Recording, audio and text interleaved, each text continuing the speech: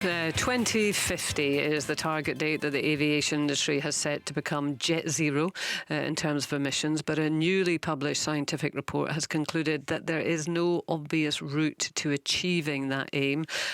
Given that we're believed to have roughly 10 years to address climate change, is the only real option to stay grounded. With us this morning, Director of Flight Free, Anna Hughes. Morning, Anna. Good morning. Good morning. We have aerospace engineer and co-founder of Safe Landing, Finlay Asher. Morning, Finlay. Morning. Good morning. And with me in the studio, Director of Communications and Sustainability at AGS Airports, Brian McLean. Hi, Brian. Morning. Hi. You'll be aware of this report that was published, I think, just yesterday, Brian, basically saying we're not going to get to jet zero by 2050. Do you accept that? No, I think you made the point that said there's no obvious route. I mean, there's no silver bullet when it comes to decarbonising aviation. It is, one of the more challenging sectors to decarbonise, and we're going to have to look at how we accelerate plans for zero emission flight. By that I mean hydrogen, electric. That's happening. It's a question of when. We need to look at sustainable aviation fuels. That's a proven technology. It's been used in over 500,000 flights the past 10 years. The challenge is how we scale it up, make it more affordable, and then we also need to look at things that at the airport, how we accommodate the zero emission flight, and also how we modernise our airspace. Look at the motorways in the sky. They're quite inefficient. They haven't been changed since the 60s. So there's a lot can be done there as well. But I mean, I guess a lot of these at the moment are work in progress, to say the very least. If you look at the sort of time scale that we are talking about, 10 years is, the time frame that we're being told we really need to make a difference to climate change. I wonder if we need more than ideas. We need action, and that action would have to be to tell people just to stop flying so much. I mean, Anna, that's what you think, isn't it? Yeah, so the difficult reality is that we don't have time to develop these things. Everything that was just outlined there, it sounds very promising, and in some cases it will reduce emissions. I mean, the report that's just come out shows that actually that's quite unlikely. I'm sure we'll explore that in a moment. But even with being able to reduce those emissions at some point in the future, that doesn't help us now. And as you've said, our timescale is so short and so urgent when it comes to the climate crisis. Yes, let's develop the technology. Yes, let's look to reduce emissions from flights, but we can't use that as the single thing to solve our problems from aviation. We need to be flying a whole lot less, and that's the thing that the government's not talking about at all, which is very frustrating. You've taken that personal decision, haven't you? You haven't flown for quite a while. Yeah, over a decade now I haven't been on a plane, and that's one of the things we try to encourage people to do here at Flight Free UK. So we challenge them to take a year off flying as a way to try the alternative. And the thing about my travels is that I still do travel. I still see a lot of the world. I still experience other cultures, all those wonderful things that we get from travel. But I just do it in a low carbon way. So it's completely possible. And if we are seriously going to address aviation emissions, a lot more of us need to be flying a lot less. Yeah, and I suppose you've accepted that, you're probably not going to go to South America. You're probably not going to go to Australia. You're probably not going to go to Southeast Asia. But, you're relaxed about that. That's fine, yeah. I mean, of course, those places you just mentioned, I'm sure they're amazing. But let's not forget there are also many amazing places on our doorstep. We're so lucky with Europe. It's easy to get to. It's right there. And even with the whole of, even in my lifetime, I'm never going to get to everywhere I want to go, even in Europe. So, there's a lifetime of travel on our doorsteps, and that's what we need to be focusing on. And you're trying to encourage other people to follow your lead, yeah? Absolutely, yeah. So Flight Free UK, that's what we do. We challenge people to take that Flight Free pledge, and once people try travelling without flying, they realise, it's so much nicer, it's so much calmer. You can still get to your ski holiday or your beach holiday or whatever you want to do. And so it's kind of enriching your life as well as helping to protect the planet. I mean, Brian, I know you'd be kind of a turkey voting for Christmas if I was going to say to you, do you agree with Anna on this one, that we should be actively encouraging, that government should be actually encouraging people to fly less? No, I won't be surprised to hear that. I completely disagree. And actually, passenger growth and decarbonisation aren't incompatible. I mean, you talked about the challenge over the next 10 years. If you look at what we've achieved over the past decade. It's been remarkable. In that time, passenger numbers in the UK have gone up by over, I think it's almost 29%, but emissions have only gone up by 2%. And that's because of the investment airlines are making in cleaner, greener technology. Sustainable aviation fuels, the first flight took off using SAF, I think it was in 2009. We've, as I said, have had over 500,000. So we know that works. It's a proven technology. Where we do need to focus our efforts, I think, though, is on accelerating research and development into hydrogen and electric flight. Although just in January, a company called Zero Avia down in the Cotswolds successfully trialled the first hydrogen aircraft, and we're now working with them to bring those planes to Glasgow and Aberdeen airports. Do you think jet zero can be achieved by 2050?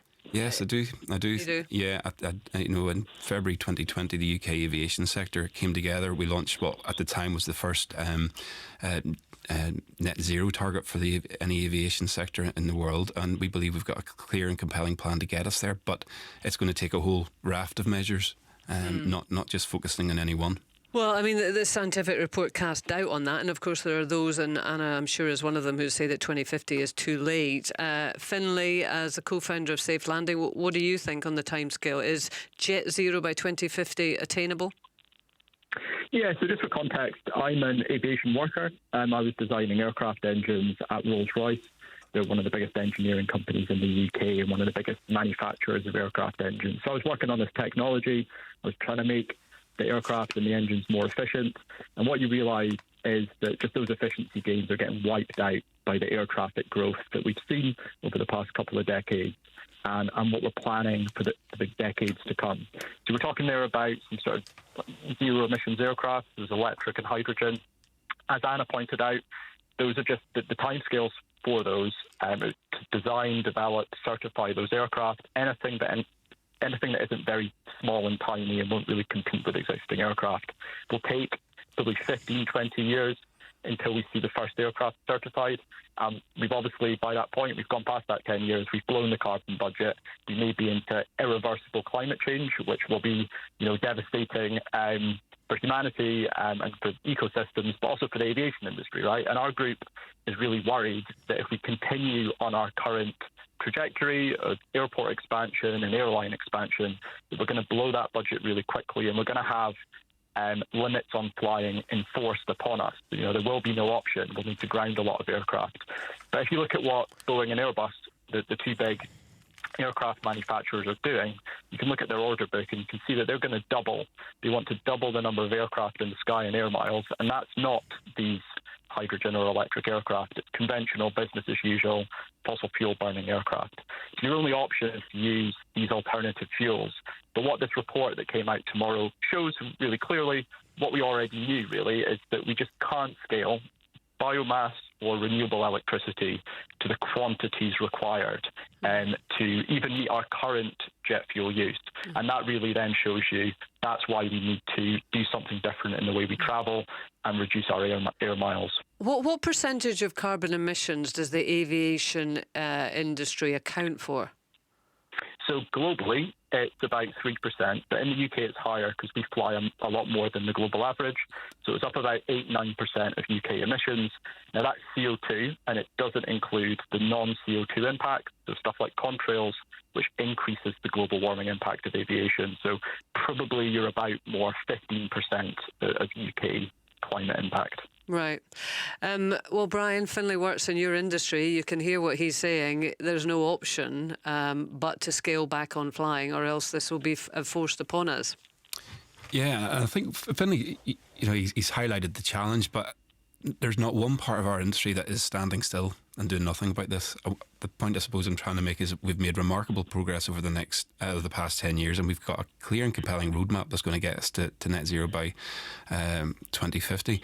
We really need to focus our efforts now, I think, as I said, in accelerating research and development into hydrogen and electric flight. We are making progress, but we also need to look at the role aviation plays, particularly here in Scotland. It's much more profound just by geography.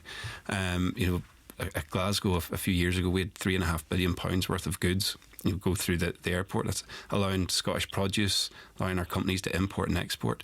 So we need to make sure that they can continue to do that, but we can continue to do so responsibly. And as I say, I believe as a sector we're making real progress and have got a plan to get there. But I suppose there's one thing about, cargo flights and other kind of flights, but, popping off to Paris for the weekend for the rugby on a Friday and back on a Sunday, that's the kind of stuff that maybe, Finlay, that you're looking at saying that people shouldn't be doing that. Yeah, and I think obviously it's difficult to sit here and determine what's an essential flight and what's not. You can make your own judgment on that. But I think that the thing that we're missing is government policy to encourage people and incentivise them to make the right decisions. And if you just look at the price of emissions and the constraints, the government at the moment is saying there's 20 airports around the UK that's trying to expand, and they're saying that's fine. And you look at just how much it costs to fly to the other side of Europe compared to take the train. And if you don't have much money, you don't really have many options. And because the industry is that much subsidised when it comes to fossil fuels itself, but also the aircraft and also the tax exemptions on fossil fuels. So the price of pollution really is not apparent in your ticket prices, and that affects people's decisions, doesn't it? So I think this is less like individual choices is great. Like I myself have pledged to not fly for the last few years. That's great, but we need system change and we need government to implement those policies to help people make those choices. So you're an aerospace engineer who doesn't fly? Yep, not since 2019. Do you fly, Brian? I do. Yeah, I do fly. Do you feel guilty about it? No, not at all. And we talk about the reasons why people fly. I mean, I flew last week with my kids to go back and see their grandparents in Ireland, and people do that. But also, people fly for business. We mentioned the role it plays in supporting the economy, driving exports, attracting foreign direct investment. It's about Scotland's place on the global stage. But it's back to the point that the enemy really here is carbon. How do we decarbonise? And we've got a raft of measures in play at the moment that I believe and the sector believes will get us there.